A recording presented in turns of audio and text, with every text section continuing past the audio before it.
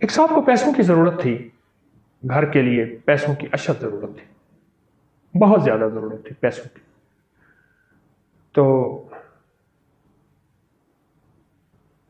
وہ بہت کوشش کی، سوال کر نہیں سکتا تھا، مانگنے کا مزاج تھا نہیں. یہ نفل بتا دیا اس کو کہ یہ نفل پڑھ اللہ سے مانگ، یہ نفل پڑھ اللہ سے مانگ. پڑھتا رہا، روتا رہا، 2 رکعت نماز نفل. اس کے بعد 3 دفعہ سورۃ یاسین پڑھ کے گڑ گڑا کے اللہ سے دعا کرتا رہا، مانگتا رہا، پڑھتا رہا. روزانہ پڑھیں، صبح شام پڑھیں، روزانہ پڑھیں، پڑھ یقین سے پڑھیں، توجہ سے. قدرت کا نظام دیکھیں، کچھ ہی مہینوں کے بعد اس کے بھائی نے کبوتر رکھے ہوئے تھے، کبوتر رکھے ہوئے تھے. وہ کبوتر بھی رکھتا تھا، خیال بھی نہیں رکھتا تھا. یہ بیچارہ ان کو دانہ ڈالتا تھا، کہہ رہے معصوم ہیں، بے زبان ہیں. میرا ایک گمان ہے کبوتروں کی دعائیں بھی ساتھ شامل ہوئی، بے زبان کی دعائیں ساتھ ہوتی. اور کبوتر پالیں کبھی نہ، وہ تو اس نے بھائی نے پالے تھے اور وہ ترس کھا کے ان پہ دانہ ڈالتا تھا.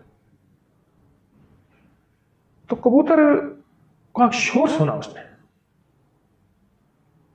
جو کبوتروں کا شور سنا تو کبوتروں کا جو ہے وہ چبوترا بہت اونچا بنا ہوا تھا اوپر، اس کا ڈربا جالیوں والا. تو وہاں بلی کا جانا گمان نہیں تھا. وہ بھاگا کہ شاید کوئی بلی ہے، کیا ہے. اندر گیا تو اندر ایک بہت بڑا شاہین تھا جو کبوتروں پہ چھپٹ رہا تھا. کہیں سے اڑتا ہوا آیا، اونچا دیکھا، کبوتر ہیں، اس نے کا شکار ہے. کچھ اس نے زخمی بھی کر دیے تھے، مار بھی دیے تھے. اس نے جا کے کیا کیا، وہ دروازہ تو کھلا ہوا ہوتا تھا، کبوتر اڑتے تھے اور پھر آ کے بیٹھ جاتے تھے. بلی کا وہاں جانے کا گمان ہی نہیں تھا. اس نے وہ بند کر دیا. اب بند کر کے اب کہنے لگا اس کو نکالوں کیسے.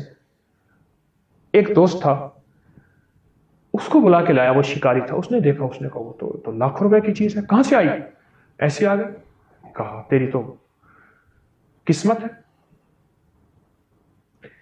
اب اس پہ کسی طرح کپڑا ڈالا اور کپڑا ڈال کے، چادر ڈال کے اس کو بے بس کیا اور بڑا سا پنجرا بنوایا اور پھر اس کو اس پنجرے میں منتقل کیا اور پھر اس کے گاہک تلاش کیے. یہ بات ہے کوئی غالباً 30-32 سال پرانی.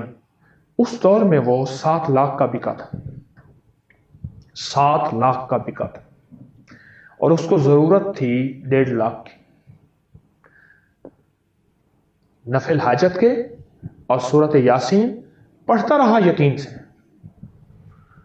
اور اس کا کام بن گیا. یہ ایک سمنت بات سامنے یاد آئی تو میں نے عرض کیا آپ کو سنا دوں.